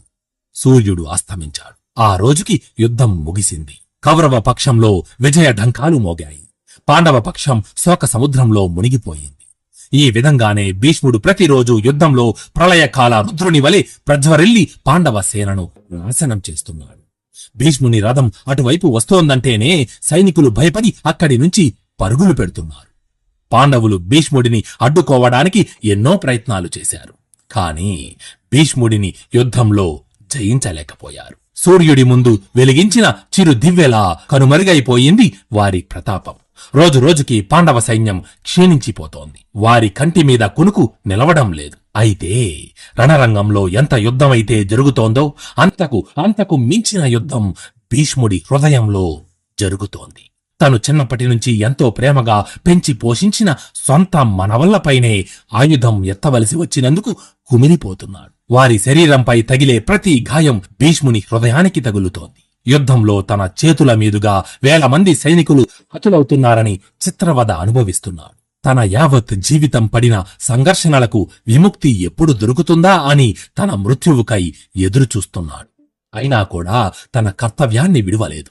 చేస్తున్న పనికి మనసు ఒప్పుకోకపోయినా ఇచ్చిన మాటకు కట్టుబడి ఎటువంటి రాగద్వేషాలు లేని బండరాయిలా మారి రణరంగంలో యుద్ధం చేస్తున్నాడు. ఇంత చేస్తున్నా ఒక పక్క నుండి దుర్యోధనుడు, మీరు కావాలనే మీ పూర్తి శక్తితో యుద్ధం చెయ్యడం లేదు కదా, మీరు తలుచుకుంటే ఈ పాటికి పాండవులను చంపి మన పక్షానికి విజయం చేకూర్చేవారు, కాని మీరు పక్షపాతంతోనే ఇలా చేస్తున్నారు అంటూ సూదుల వంటి మాటలతో భీష్ముడిని చిత్రవద చేస్తున్నాడు. అలా 8 రోజులు గడిచింది. 8వ రోజు యుద్ధం పూర్తయిన తరువాత దుర్యోధనుడు తన శిబిరానికి కూడా పోకుండా తన తమ్ముడు దుశ్శాసనుణ్ణి, శకునుని తీసుకుని సరాసరి కర్ణుడి వద్దకు వెళ్లి, మిత్రమా కర్ణ, తాత భీష్ముడు, గురుదేవులు ద్రోణుడు, కృపుడు పక్షపాతం చూపిస్తున్నారు. వారు పాండవులను చంపడానికి వెనకాడుతున్నారు. పాండవులు బ్రతికి ఉన్నంత వరకు మనకు విజయం చేకూరదు. ఇప్పుడు మనమేం చెయ్యాలి అని మొరపెట్టుకున్నాడు. దుర్యోధనుడి మాటలు విన్న కర్ణుడు, మిత్రమా, నువ్వేమీ దిగులు పడకు. ఈ కర్ణుడు ఉన్నంత వరకు నీకు ఓటమి రాదు. వెంటనే నువ్వు వెళ్లి భీష్ముడిని యుద్ధం నుంచి తప్పుకోమని చెప్పు. నేను రణరంగంలోకి ప్రవేశించి ఆ పాండవుల మదం అనుస్తాను అని చెప్పాడు. కర్ణుడి మాటలు విన్న దుర్యోధనుడు భీష్ముని వద్దకు వెళ్లి ఆయన పాదాలకు నమస్కరించి పక్కనే ఉన్న ఆసనంపై కూర్చున్నాడు. పితామహ, నేను మీ మీద ఎంతో నమ్మకం పెట్టుకుని పాండవులతో యుద్ధానికి దిగాను. కాని ఇప్పుడు అసలు మీరు ఎవరి వైపు యుద్ధం చేస్తున్నారా అని నాకు సందేహం కలుగుతోంది. యుద్ధంలో దేవదానవులు సైతం మిమ్మల్ని గెలవలేరని అంటారు. కాని గత 8 రోజులుగా మీరు పాండవులతో యుద్ధం చేస్తూనే ఉన్నారు. కాని వారిలో ఒక్కరిని కూడా మీరు చంపలేదు. ఇంతకు మించి నేను ఏమీ చెప్పలేను. మిమ్మల్ని ప్రార్థిస్తున్నాను, మీరు రణరంగం నుంచి విరమించి యుద్ధం చేసే అవకాశాన్ని కర్ణుడికి ఇవ్వండి అని ప్రార్థించాడు. దుర్యోధనుడి మాటలు శూలాల్లా భీష్ముడి గుండెల్లో దిగబడ్డాయి. అతడి మనసు బాధతో బరువెక్కిపోయింది. కాసేపు ఏమీ మాట్లాడకుండా మౌనంగా ఉండిపోయాడు. ఆ తరువాత గాఢంగా నిట్టూర్చి, సుయోధన, నీకోసం నా ప్రాణాలు కూడా లెక్క చేయకుండా నా యావత్ శక్తిని ఉపయోగించి యుద్ధం చేస్తున్నాను. అయినా కూడా నీ నుంచి ఇటువంటి దుర్భరమైన మాటలు వినవలసిన పరిస్థితి వచ్చింది. నువ్వు ఇలా మాట్లాడటం సమంజసమా? పాండవులను అంత తేలికగా జయించడానికి వారేమైనా సామాన్యులా? నువ్వు అంత వీరుడవే అయితే యుద్ధరంగంలో నీ ప్రతాపమేమిటో చూపించు. అంతేగాని అర్ధరాత్రి వచ్చి ఇలా నన్ను బాధించడం వల్ల నీకు ఏమొస్తుంది? ఈ 8 రోజులు నేను ఎలా యుద్ధం చేశానన్నది నువ్వు చూడలేదా? నా రథం చూసి పారిపోని వీరుడు ఉన్నాడా? ఇన్ని మాటలెందుకు గాని ఈ భీష్ముడి ప్రతాపమేమిటో రేపు యుద్ధభూమిలో చూస్తావులే. ఇక వెళ్ళు అని అన్నాడు. భీష్ముని మాటలకు దుర్యోధనుడు మనసులోనే సంతోషించి తిరిగి తన నివాసానికి వెళ్లిపోయాడు. మరునాడు ఉదయం పాండవ కౌరవ 2 సేనలు యుద్ధభూమిలో నిలిచాయి. సమస్త కౌరవ సైన్యానికి రక్షణగా స్వయానా భీష్ముడే తన రథంపై వారి ముందు నిలిచాడు. పోరు మొదలయ్యింది. దూదికి అంటుకున్న నిప్పురవ్వల భీష్ముడు ఒక్కసారిగా పాండవ సైన్యంలోకి చొచ్చుకుపోయాడు. రధికులను, అశ్వికులను, గజబలమును దొరికిన వారిని దొరికినట్లు చంపుతున్నాడు. తన బాణ పరంపరతో, అస్త్రశస్త్ర ప్రయోగాలతో శత్రువుల శరీరాలను చీల్చి చెండాడుతున్నాడు. తన రథాన్ని చిత్ర విచిత్రమైన రీతులలో నడుపుతూ యుద్ధభూమిలో వీర విహారం చేస్తున్నాడు. ఎటు చూసినా ఏనుగులు, గుర్రాల కలేబరాలతో యుద్ధభూమి అంతా నిండిపోయింది. సైనికుల శవాలు కుప్పలు తెప్పలుగా నేలరాలుతున్నాయి. భీష్ముని ధాటికి పాండవ సేన అస్తవ్యస్తమైంది. పాండవులందరూ విస్తుపోయి అలా చూస్తుండిపోయారు. ఆ రోజు భీష్ముడిని చూస్తుంటే స్వయానా యమధర్మరాజే యుద్ధభూమిలో నిలుచున్నట్టుంది. భీష్ముడి వీరత్వాన్ని చూసిన శ్రీకృష్ణుడు అర్జునుడితో, అర్జున, ఈ రోజు భీష్ముడు అత్యంత పరాక్రమంతో పాండవ సేనలను సమూలంగా నాశనం చేస్తున్నాడు. ఇతడిని ఇలాగే వదిలేస్తే ఈ రోజు ఈ యుద్ధాన్ని ముగించేటట్టు ఉన్నాడు. భీష్ముడిని ఎదుర్కోవడం నీ వల్ల మాత్రమే సాధ్యమవుతుంది. వెంటనే అతడి పరాక్రమానికి అడ్డుకట్టవేయి అని హెచ్చరించాడు. కృష్ణుడి ఆదేశానుసారం అర్జునుడు వెనక్కి పారిపోతున్న తన సైన్యాన్ని గొంతెత్తి పిలిచాడు. మహావీరులారా, పారిపోకండి, ధైర్యంగా పోరాడండి. మీకు తోడుగా ఈ అర్జునుడు ఉన్నాడు. మనందరం కలిసి భీష్ముడిని ఎదుర్కొందాం అని వారికి ధైర్యం చెప్పి తన రథాన్ని భీష్ముడి వద్దకు తీసుకువెళ్లి నిలిపాడు. అర్జునుడి మాటలు విని ధైర్యం తెచ్చుకున్న పాండవసేన తిరిగి భీష్ముని మీదకు యుద్ధానికి వచ్చింది. ఒకవైపు తనకు విద్య నేర్పిన పరశురాముడినే ఓడించిన భీష్ముడు, మరోవైపు సాక్షాత్తు పరమశివుడితోనే యుద్ధం చేసి మెప్పించిన అర్జునుడు. ఇద్దరి మధ్య ఘోర యుద్ధం మొదలయింది. అర్జునుడు తన ధనస్సును భీష్ముని మీదకు ఎక్కుపెట్టి తాచుపాముల్లాంటి బాణాలను అతడి మీదకు వదిలాడు. అయితే భీష్ముడు ఆ బాణాలను మధ్యలోనే నిర్వీర్యం చేసి 5 పదునైన బాణాలతో అర్జునుడి శరీరంపై కొట్టాడు. అర్జునుడి శరీరం రక్తసిక్తమైంది. భీష్ముడు మళ్లీ పాండవ సైన్యంపై పడి వారిని తరిమి తరిమి కొడుతున్నాడు. అది చూసి అర్జునుడు అవమాన భారంతో కృంగిపోయాడు. అయితే అంతలోనే పౌరుషం తెచ్చుకుని వాడి బాణాలను ప్రయోగించి భీష్ముడి చేతిలోని ధనస్సును విరగ్గొట్టాడు. భీష్ముడు మరొక ధనస్సును పుచ్చుకున్నాడు. కాని అర్జునుడు ఆ ధనస్సుని కూడా విరగ్గొట్టాడు. అది చూసి భీష్ముడు, ఔరా ఇంద్రుడి కొడుకా అంటూ తన మనవడి అస్త్ర విన్యాసాన్ని మెచ్చుకుని వెంటనే మరొక విల్లును అందుకుని పాండవసేనను శరవర్షంతో ముంచెత్తాడు. అర్జునుడి శరీరమంతా తూట్లు పడేటట్టు కొట్టాడు. భీష్ముని అస్త్ర శస్త్రాల ధాటికి తట్టుకోలేక అలసిపోయాడు అర్జునుడు. కాని అలానే ఓపిక తెచ్చుకుని పోరాడుతున్నాడు.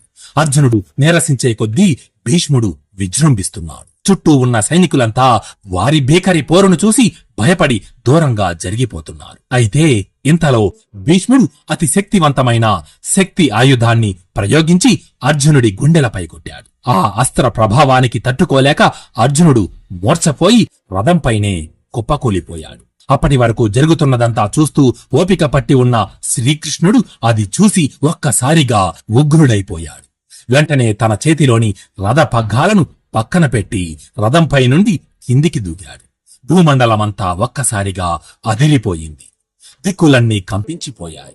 శ్రీకృష్ణుని రౌద్ర రూపాన్ని చూసి ఆకాశాన ఉన్న దేవతలు వణికిపోయారు. పక్కనే ఉన్న రథ చక్రాన్ని చేత్తో పట్టుకొని మెరుపులతో కూడిన కారు మబ్బులు కదిలి వస్తున్నాయా అన్నట్టు శ్రీకృష్ణుడు భీష్ముని మీదకు వస్తున్నాడు. అది చూసిన భీష్ముడు మహదానందంతో తన చేతులు జోడించి, రావయ్యా కృష్ణ, రా, నన్ను సంహరించు, నాకు మోక్షాన్ని ప్రసాదించు అని మోకరిల్లాడు. అంతలో తెలివి తెచ్చుకున్న అర్జునుడు పరుగు పరుగున వచ్చి కృష్ణుడిని తన 2 చేతులతో పట్టుకొని ఆపబోయాడు. అయినా ఆగకుండా కృష్ణుడు విదిల్చుకొని ముందుకు పోతున్నాడు.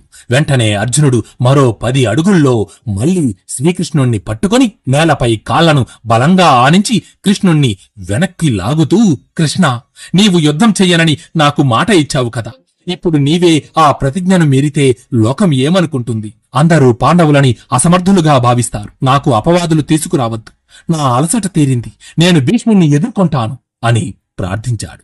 అర్జునుని మాటలు విని శ్రీకృష్ణుడు శాంతించాడు. ఇద్దరూ తిరిగి రథమెక్కారు. అర్జునుడు ప్రళయ కాల రుద్రుని వలె గర్జించి తన గాంధీవాన్ని ఎక్కుపెట్టి అస్త్రాలను సంధిస్తూ కౌరవ సేనను రూపుమాపుతున్నాడు. వచ్చిన మహావకాశం చేజారిపోగా భీష్ముడు మళ్లీ తిరిగి తన రథాన్ని అధిరోహించి ఒక పక్క నుంచి అర్జునుణ్ణి ఎదుర్కొంటూ మరోవైపు నుండి పాండవ సేనను ధ్వంసం చేస్తున్నాడు. అత్యంత భారీ మనిషి నేల మీద ఉన్న చలి చీమలను కాలితో తొక్కి చంపుతున్నట్టుగా గాంగేయుడు పాంచాల సైన్యాన్ని నిర్మూలిస్తున్నాడు. పాండవులు కృష్ణుడు నిశ్చేష్టులై దానిని చూస్తున్నారు.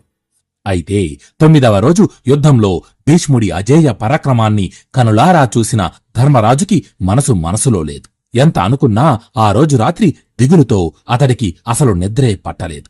దాంతో ధర్మరాజు సరాసరి శ్రీకృష్ణుడి వద్దకు వెళ్లి అతడి వైపు చూస్తూ, కృష్ణ, చూశావు కదా, ఈ రోజు యుద్ధభూమిలో పితామహుని పరాక్రమం. అర్జునుడు కూడా ఆయనను అడ్డగించలేకపోయాడు. ఎండిన అడవిని కార్చిచ్చు కాల్చినట్టుగా భీష్ముడు మన సైన్యాన్ని దహించి వేశాడు. ఇలాగే కొనసాగితే మన పక్షానికి ఓటమి తప్పదు అని చెప్పి కలవరపడ్డాడు.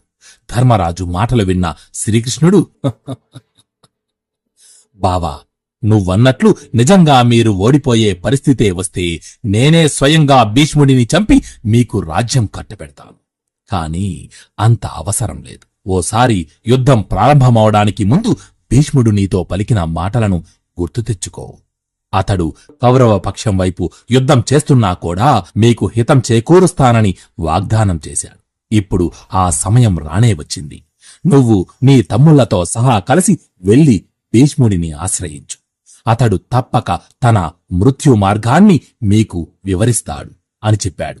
శ్రీకృష్ణుడి సలహా మేరకు ధర్మరాజు తన ఆయుధాలన్నిటినీ త్యజించి సామాన్యమైన వేషధారణతో తన తమ్ముళ్లను తీసుకుని కృష్ణుడితో కలిసి రహస్యంగా భీష్ముడి శిబిరంలోకి ప్రవేశించి పితామహునికి నమస్కరించాడు. తన మందిరంలోకి వచ్చిన పాండవులను చూసిన భీష్ముడు సంతోషించి వారిని తగిన రీతిలో సత్కరించి వారి యోగక్షేమాలను తెలుసుకున్నాడు.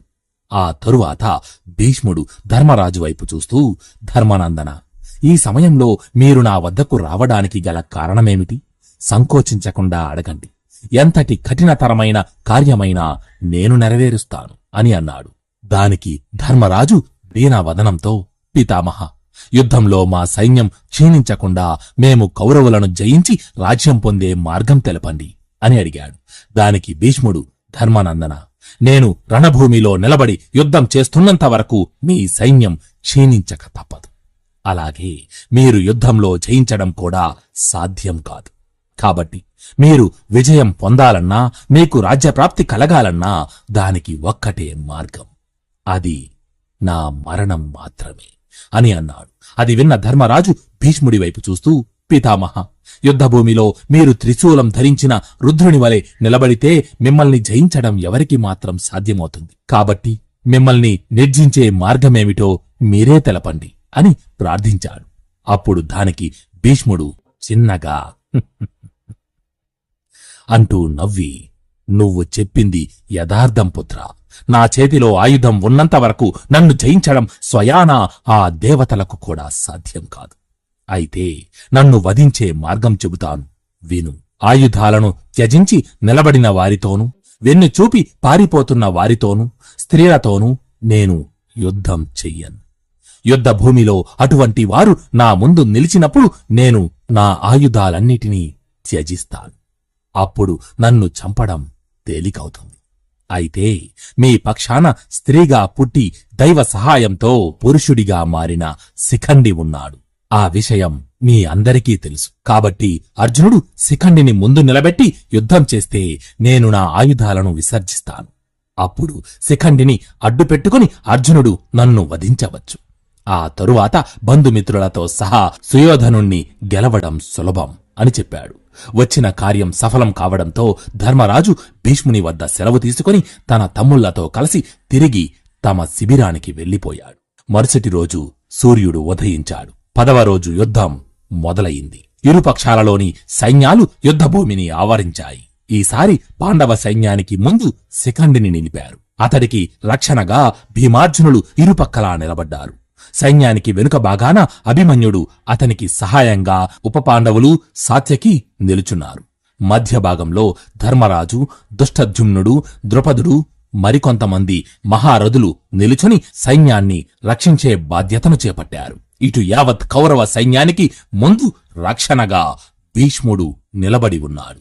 భీష్ముడికి సహాయంగా ధృతరాష్ట్ర పుత్రులు అతని చుట్టూ నిలబడ్డారు. ద్రోణుడు, అశ్వత్థామ సైన్యానికి కుడి ఎడమ భాగాలుగా నిలుచున్నారు. కృపాచార్యుడు, కృతవర్మ, భగదత్తుడితో కూడి దుర్యోధనుడు సైన్యానికి మధ్య భాగంలో నిలిచాడు. యుద్ధ ప్రారంభానికి సూచనగా 2 సైన్యాలలోని మహారథులు వారి శంఖాలను పూరించారు. దానితో వెంటనే ఏవో 2 కొండలు ఢీకొన్నట్లుగా ఇరు సైన్యాలు ఒకదానితో మరొకటి ఢీకొన్నాయి. అత్యంత పరాక్రమంతో నకుల సహదేవులు చెలరేగి కనిపించిన వారిని కనిపించినట్లు చంపుతున్నారు. మరొక వైపు నుంచి భీమార్జునులు కౌరవసేనలపై పడి ఊచకోత కోస్తున్నారు. పాండవసేన విజృంభించి కౌరవ సైన్యాన్ని నాశనం చేస్తోంది. ఇది చూసిన భీష్ముడు కోపంతో పాండవసేనపై కుంపాలుగా శరవర్షం కురిపించాడు. 2 సైన్యాలు ఒకదానితో ఒకటి భీకరంగా పోరాడుతున్నాయి. రథానికి కట్టి ఉన్న గుర్రాలు, గజ సైన్యంలోని ఏనుగులు కుప్పలు తెప్పలుగా నేలకూలుతున్నాయి. వేల కొద్దీ సైనికులు శవాలుగా మారుతున్నారు. యమపురిలో సందడి మొదలయింది. ఇంతలో శిఖండి భీష్ముని ముందుకు వచ్చి 2 పదునైన బాణాలను అతడి మీదకు వదిలింది. అది చూసిన భీష్ముడు శిఖండిని ఏమాత్రం లెక్క చేయకుండా అంటూ చిరునవ్వు నవ్వి తన రథాన్ని మరో పక్కకు పోనిచ్చాడు. అప్పుడు శిఖండి భీష్ముని వైపు చూస్తూ, భీష్మా, నీవు ఎంతమంది రాజులను జయించావు? పరశురాముడినే ఎదిరించి పోరాడావు. మరి నీ పరాక్రమం నాకు చూపించవా? నేను ఎవరైతే నీకేంటి, నాతో యుద్ధం చెయ్యి. ఒకవేళ నువ్వు నాతో యుద్ధం చెయ్యకపోయినా నేను మాత్రం నిన్ను వదిలిపెట్టను. నా చేతిలో నీ చావు తథ్యం అని పలికింది. అయినా కూడా భీష్ముడు శిఖండి మాటలు విని విననట్టుగా అక్కడి నుంచి పక్కకు తొలగి పాంచాల సైన్యంపై పడి అందులో సైనికులను తురుమాడుతున్నాడు. ఇంతలో అర్జునుడు తన సైన్యంతో సహా వచ్చి భీష్ముడితో యుద్ధానికి దిగాడు. అర్జునుడి దాటికి తట్టుకోలేక కౌరవ సైన్యం అక్కడి నుంచి పారిపోయింది. అది చూసిన దుర్యోధనుడు భీష్ముని వద్దకు వచ్చి, పితామహ, మీరు ఉండగానే మీ ఎదురుగానే మన సేనలు వెనుదిరిగి పారిపోతున్నారు. మరి మీరు చూస్తూ ఊరుకోవడం న్యాయమా అని అన్నాడు. దుర్యోధనుడి మాటలకు కొంత బాధపడిన భీష్ముడు, సుయోధన, నేను 10 రోజులకు 10,000 మంది రధికులను చంపుతానని నీకు వాగ్దానం చేశాను. ఈ రోజుతో నీకు ఇచ్చిన మాట నిలబెట్టుకున్నాను. ఈ రోజు యుద్ధం జరిగే తీరును చూస్తుంటే నేను పాండవులనో లేదా పాండవులు నన్నో చంపడం తథ్యమని తెలుస్తోంది. నేను నా శక్తి వంచన లేకుండా పోరాడుతున్నాను. నా పరాక్రమమేంటో ఇప్పుడు చూడు అని చెప్పి భీష్ముడు వివిధ దేశాల రాజులను వెంటబెట్టుకుని పాండవసేన మీదకు దూకాడు. తన అపార పరాక్రమంతో విడుపు విరామం లేకుండా బాణాలను ప్రయోగించి శత్రువుల తలలను ఎగరగొడుతున్నాడు. అత్యంత శక్తివంతమైన దివ్యాస్త్రాలను ప్రయోగించి యుద్ధభూమిలో విధ్వంసం సృష్టిస్తున్నాడు. దొరికిన వారిని దొరికినట్లు చంపి వీరవిహారం చేస్తున్నాడు. ఇది చూసి పాండవులు, మత్స్య, పాంచాల, యాదవ, పాండ్య, కేకేయ రాజులు వారి సైన్యాలతో సహా ఒక్కసారిగా భీష్ముడి మీదకు వచ్చారు. అది చూసి అశ్వత్థామ, కృపాచార్యుడు, కృతవర్మ, భూరిశ్రువుడు భీష్మునికి సహాయంగా వెళ్లారు. యుద్ధం భీకర రూపం దాల్చింది. అడుగు తీసి అడుగు వెయ్యడానికి చోటు లేనంతగా భూమి మీద సైనికుల శవాలు కుప్పలు కుప్పలుగా పడి ఉన్నాయి. వారి మృతదేహాల నుంచి కారుతున్న రక్తం కాలువలు కట్టి ప్రవహిస్తోంది. అప్పటికే మధ్యాహ్నమయ్యింది. భీష్ముడు కలత చెందుతూ తన మనసులో ఈ 10 రోజుల నుంచి ఎంతోమంది ఉత్తమ క్షత్రియులను అతి దారుణంగా చంపాను, వేల కొద్దీ సైనికులను వధించాను, ఈ శరీరంతో బంధం ఇక తెంచుకుంటే మంచిదనిపిస్తోంది అని అనుకుని తన రథాన్ని ధర్మరాజు వద్దకు పోనిచి అతడితో యుద్ధం చేస్తున్నట్లుగా నటిస్తూ, యుధిష్ఠరా, నేను పుట్టినప్పటి నుంచి ఎంతో మంది రాజులను క్రూరంగా చంపాను, ఇంకా చంపుతూనే ఉన్నాను. కాలం గడిచిపోతోంది, నాకు వయసు అయిపోతోంది. ఈ రాక్షసమైన జీవితంతో విసిగిపోయాను. మీరు నిజంగా నా మేలు కోరేవారైతే ఆలస్యం చేయకుండా శిఖండిని ముందు పెట్టుకుని అందరూ కలిసి వచ్చి నన్ను త్వరగా చంపండి, నాకు విముక్తి ప్రసాదించండి అని పలికి మళ్లీ తన రథాన్ని వేరొక దిక్కుకి పోనిచ్చి యథావిధిగా శత్రు సైన్యాన్ని నాశనం చేస్తున్నాడు. భీష్ముడి మాటలు విన్న ధర్మరాజు పక్కనే ఉన్న దుష్టజుమ్నుడి వైపు చూస్తూ, దుష్టజుమ్నా, విన్నావు కదా తాతగారి మాటలు? నువ్వు, భీముడు, అర్జునుడు, మన సైన్యంలోని యోధులందరూ కలిసి పితామహుని చుట్టుముట్టండి అని ఆదేశించాడు. దాంతో వెంటనే దుష్టజుమ్నుడు మత్స్య, కేకేయ, పాంచాల రాజులను చెయ్యి ఊపి పిలిచి భీష్ముని మీదకు వెళ్లమని సైగ చేశాడు. తను కూడా భీముడు, అర్జునుడితో భీష్ముడిని చుట్టుముట్టాడు. ఇది చూసిన దుర్యోధనుడు తన తమ్ముళ్లను, మిగిలిన రాజులను తీసుకుని భీష్మునికి అండగా నిలబడ్డాడు. భీష్ముడిని వెంటనే చంపండి అని పాండవ సైన్యం, ఎలాగైనా భీష్ముడిని కాపాడండి అని కౌరవ సైన్యం ఒకరితో ఒకరు వీరాపాలు పలుకుతూ యుద్ధం చేస్తున్నారు. యుద్ధభూమి అంతటా అల్లకల్లోలంగా మారిపోయింది. ఏదో పెద్ద అనర్థం జరగబోతోంది అనడానికి సూచనగా ఆకాశంలో కారు మేఘాలు ఆవరించి ఉరుములు, మెరుపులు, శబ్దాలతో యుద్ధభూమి దద్దరిల్లిపోతోంది. ఈ విపరీత పరిణామాలను గమనించిన ద్రోణుడు ప్రక్కనే ఉన్న తన కుమారుడు అశ్వత్థామతో, పుత్రా, ఈరోజు ఎందుకో నా మనస్సు కీడు శంకిస్తోంది. దివ్యాస్త్రాలు స్ఫురణకు రావడం లేదు, చేతులు వణుకుతున్నాయి, ధనస్సు చేతి నుంచి జారిపోతోంది. అదిగో అర్జునుడిని చూడు, కౌరవ సైన్యాన్ని దయాదాక్షణ్యం లేకుండా చంపుతున్నాడు. అతడిని చూస్తుంటే స్వయంగా ఆ యమధర్మరాజే యుద్ధం చేస్తున్నట్లు ఉంది. ఈ రోజు అర్జునుడు భీష్ముడిని చంపి తన ప్రతిజ్ఞను నెరవేర్చుకుంటాడనిపిస్తోంది. నకుల సహదేవులతో కలిసి కౌరవ సైన్యాన్ని నాశనం చేస్తున్న ధర్మరాజుని విడిచి నేను రాలేను. కాబట్టి నువ్వు వెంటనే నీ సైన్యంతో సహా వెళ్లి భీష్మునికి తోడు నిలబడు అని చెప్పాడు. తండ్రి ఆదేశం మేరకు అశ్వత్థామ వెంటనే అక్కడి నుంచి భీష్ముడి వద్దకు వెళ్లి అతనికి సహాయంగా నిలిచాడు. భీష్ముడికి ఈరోజు తన మృత్యువు తథ్యమని తెలిసినా కూడా తన మనస్సు అలాగే శరీరం కూడా తను చేస్తున్న పనికి సహకరించకపోయినా అతడు తన కర్తవ్యాన్ని మాత్రం విడవకుండా శత్రు సైన్యం మీద ఏ మాత్రం కనికరం చూపకుండా ధ్వంసం చేస్తున్నాడు. అసలు ఎప్పుడు బాణం తీస్తున్నాడో ఎప్పుడు వదులుతున్నాడో కూడా ఎవరికీ కనబడడం లేదు. అంత వేగంగా బాణాలను గుప్పిస్తున్నాడు. దూది పింజలను ఎగరగొడుతున్నట్టుగా పాండవ సేనలను చెల్లాచెదురు చేస్తున్నాడు.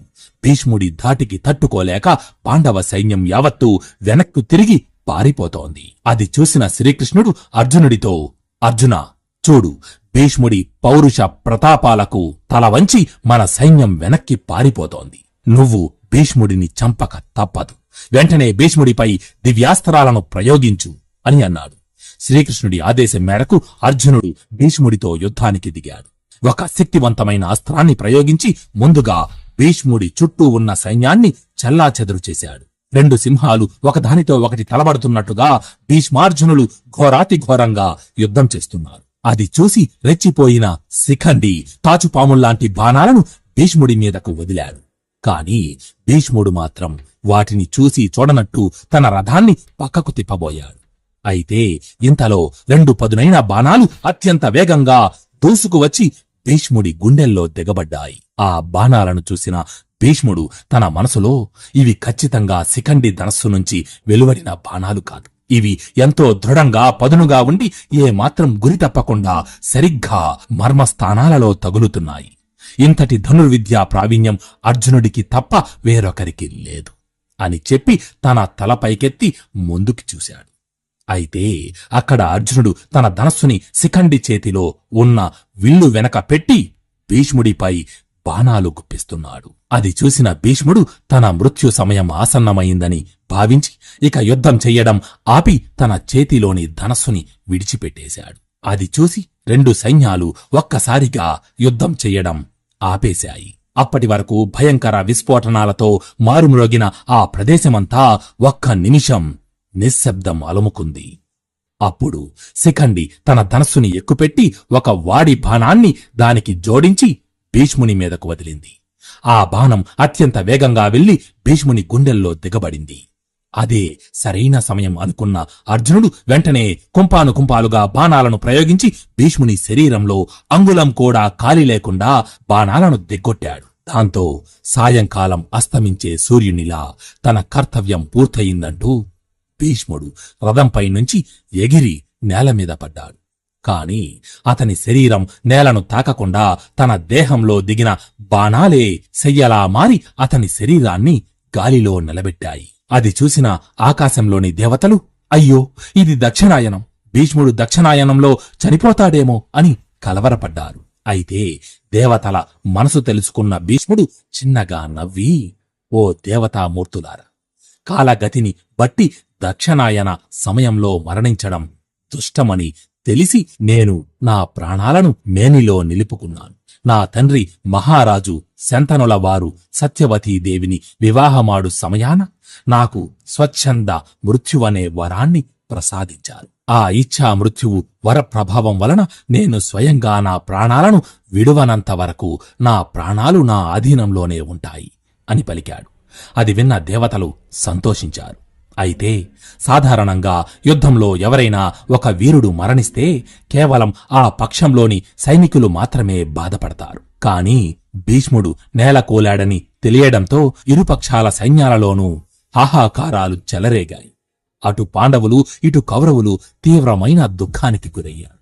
ఆ విధంగా 18 రోజుల పాటు జరిగిన కురుక్షేత్ర మహాసంగ్రామంలో 10 రోజుల పాటు కౌరవ సైన్యానికి నాయకత్వం వహించిన భీష్ముడు ఆ రోజు నేలకూలాడు. తను మరణించిన తరువాత ఆ యుద్ధం కేవలం 8 రోజుల పాటు మాత్రమే కొనసాగింది. దీనిని బట్టే అర్థం చేసుకోవచ్చు భీష్ముడు ఎంత గొప్ప వీరుడు అని.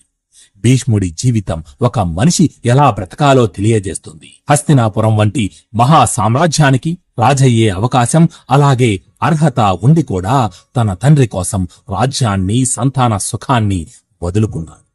జీవితం ఎన్ని పరీక్షలు పెట్టినా, ఎన్ని అడ్డంకులు కల్పించినా తను చేసిన ప్రతిజ్ఞను మాత్రం ఎన్నడూ మీరలేదు. తన యావత్ జీవితాన్ని హస్తినాపుర క్షేమం కోసం, ఆ రాజ్య సింహాసనంపై ధర్మాన్ని స్థాపించడం కోసమే అర్పించాడు. తనకు విద్య నేర్పిన పరశురాముడితో సమానంగా యుద్ధం చేశాడు. గాంధీవధారి అర్జునుణ్ణే మోర్చపోయే విధంగా కొట్టాడు. ఆయుధం పట్టనని ప్రతిజ్ఞ చేసిన శ్రీకృష్ణ భగవానుని చేత ఆయుధం పట్టించాడు. ఓపిక ఉన్నంత వరకు కాదు, ఊపిరి ఆగిపోయే స్థితిలో కూడా ధర్మరాజుకి ఎన్నో ధర్మాలను వివరించి ప్రపంచానికి అమూల్యమైన జ్ఞానాన్ని అందించి ఉత్తరాయణ పుణ్యకాలంలో తన ప్రాణాలను త్యజించాడు. అందువలనే మహాభారతమనే మహాకావ్యంలో మహామహితాత్ముడు భీష్ముడు తిరుగులేని యోధుడిగా, మహాపురుషునిగా నిలిచిపోయాడు. జై భీష్మ, జై జై మహాభారత్.